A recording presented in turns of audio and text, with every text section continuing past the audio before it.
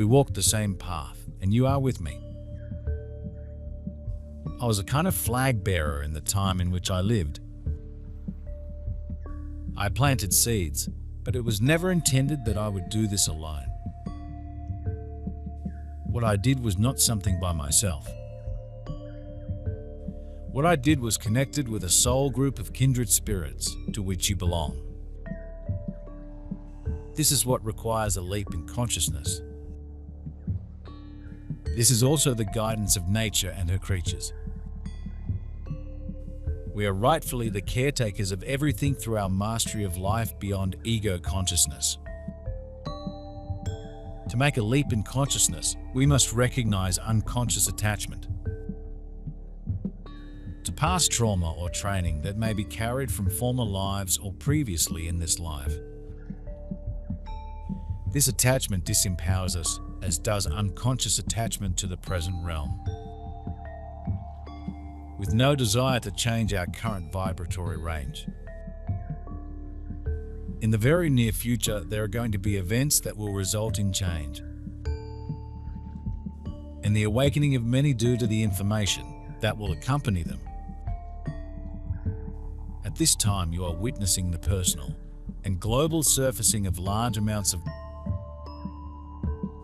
false, dense, and obsolete energy that has long been present but unrecognized as such. There are a few who feel a sense of alignment and validation from these old energies.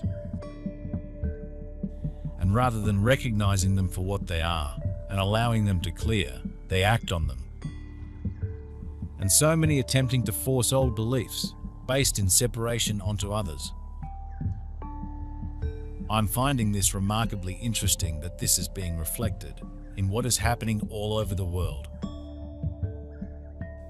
In all arenas, and I am not going to go deeper into this, for I have learned to observe and not to get involved emotionally. The minute one gets pulled in, the minute one loses control over your own thoughts, feelings, and more than this, mind, holes appear in your auric energy fields. And before you know it, you are getting sucked into the mass hysteria. Fear and fear-mongering, duality, separation. This is a time for harvesting. Through planting and growing, through the germination of seeds, through the rising up of new shoots, a new light is brought into this world, and you are those germinating seeds and shoots. You are connected with me in the grand field of the Christ energy. What is the most precious thing that is developing during this time is who you are. You often think that the biggest difference is made by what you do or set down in the world, but that is not the case. That is what creates an opening in the collective consciousness on earth. When we experience fear or stress, these feelings are clues to the need for us to change our attention. By loving what we are afraid of or stressed out about.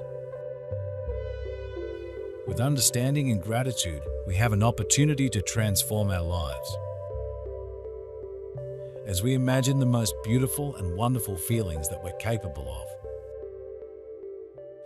we can call forth our emotions and use them from a perspective of infinite life enhancement and creative ability. Our heart's desires can direct our personal experiences. There are some individuals, religious leaders, churches, and organized groups that believe and teach they alone know the mind of God, and are therefore the only ones qualified to teach the rightness or wrongness of everything. Usually, they themselves were taught that anything sensual is bad or sinful. And so when they themselves experience normal feelings, they react with attempts to judge, condemn, eliminate, and resist them, and everyone around them often failing for themselves. Therefore, become aware of your thoughts, your words, and your actions. Become aware of whatever energy you are emitting, and how this is having a ripple effect on the whole. You are the world as much as the world is you. And I do know how the emotional body causes dis-ease in the physical and mental bodies. And more than this includes all emotional and other charges. So many of these are deeply buried and need to surface now so that we can be freed as souls. Once we start doing the inner work intensely, the emotional charges are discharged. The right brain and left brain become balanced, and the masculine and feminine within. Now we transcend duality and move into unity and harmony once more. It is important that you recognize the inner world, the world of your feelings, your psyche, your thoughts, as the primary source of all creation. You have become indoctrinated by a worldview in which the inner, the intuitive, and the spiritual is neglected.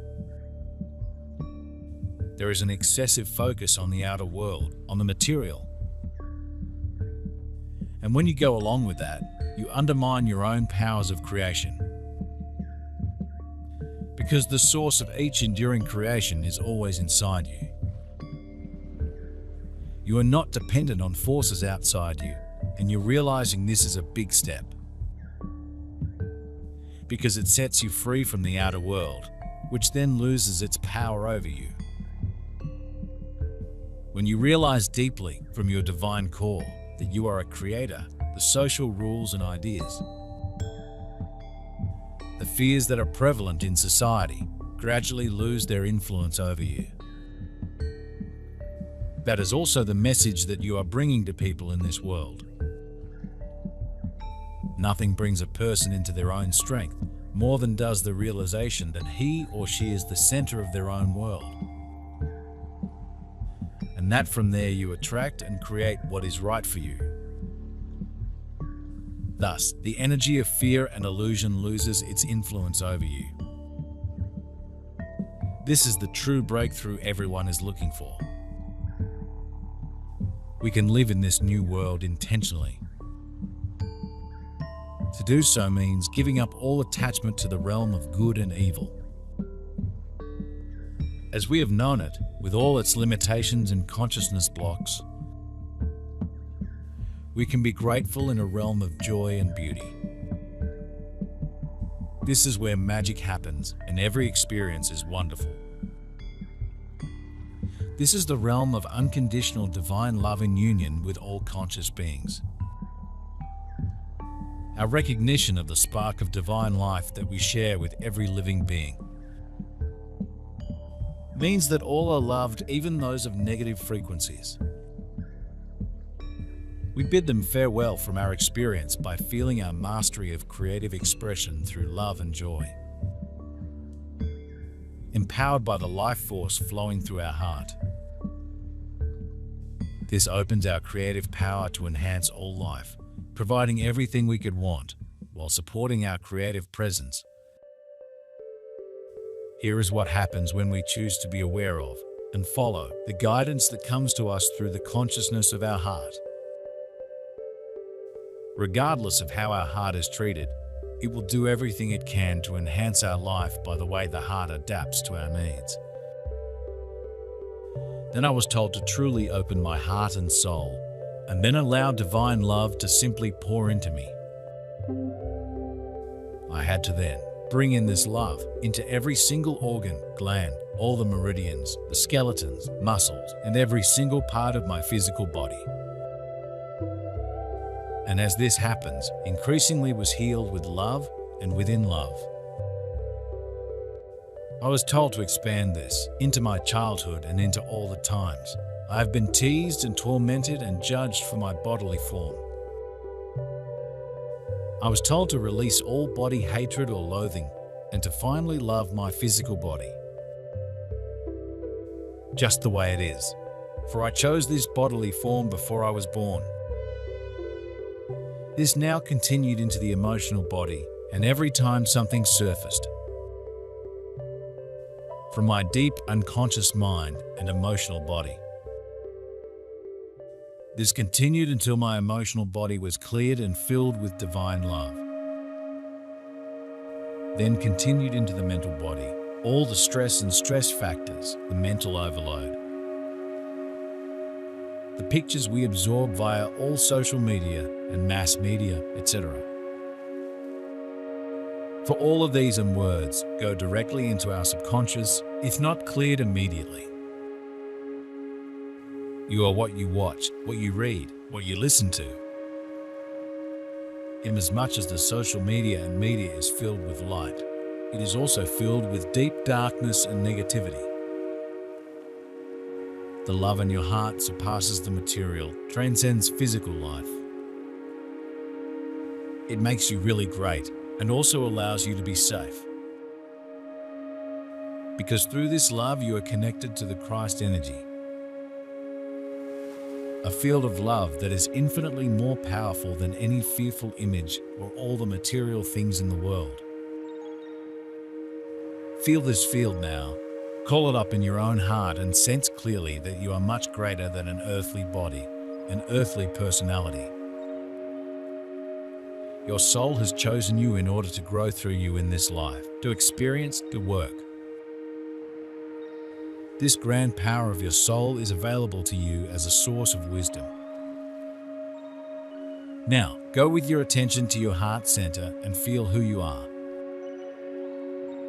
Also sense the talents and gifts that you have developed in other lives. Because the heart operates from a timeless awareness and has access to all the varied manifestations or incarnations you have ever had. Feel the energy of your heart come to you and surround you. Let it shine light upon a problem that you are experiencing in your everyday life. Many problems arise or become bigger as you become fixated on external things. Or on your own body, on the tangible, the physical. You want to find solutions on that level, but by connecting with your greater core, with your heart consciousness, you will get access to sources of wisdom that can help you much more. The negative frequency beings can't be with us because they limit their focus and desires to a separate, negative vibrational realm. We're aware of them, and we can choose to relate only to the light of life in each of them. The Spirit of God lives in everyone, and we can recognize it and relate to it. It is the feeling of love and joy in its presence within, however little it may be present. When we create anomalies in our life path, we take our attention away from the guidance of our heart and allow ourselves to identify with ego consciousness. This is the realm of fear and insecurity. Once we realize that we're in fear, we can change dimensions by being grateful for everything. This aligns us with the consciousness of our heart and opens our awareness to our inner guidance. Here there are no needs because our infinite creative ability provides everything our heart desires and much more.